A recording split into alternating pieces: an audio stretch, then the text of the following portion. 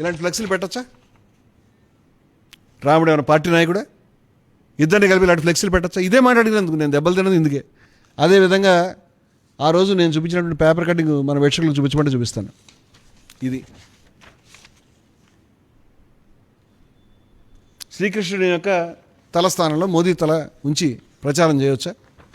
ఈ విధంగా శ్రీరాముడికి మోదీయే దారి చూపిస్తున్నట్టుగా ఎవరెవరికి దారి చూపిస్తున్నారు?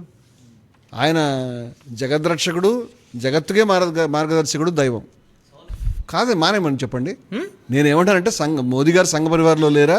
చంపతరాయ్ గారు లేరా? ఆదిత్యనాథ్ గారు లేరా? సంఘ పరివార్ కాకుండా వీళ్ళు ఎవరున్నారు? ఇంకెవరు చేస్తున్నారు? ఇప్పుడు మీరు చెప్పినటువంటి దీన్ని బీజేపీ నాయకురాలు కాదు ట్విట్టర్లో పెట్టుకుంది శోభా కరంద్లాజే గారు, కర్ణాటక రాష్ట్రం. ఎవరో అలా అభిమానులు చేసి ఉంటారు. అది ఆవిడ స్వయంగా పెట్టుకుందని చెప్తున్నాను నేను.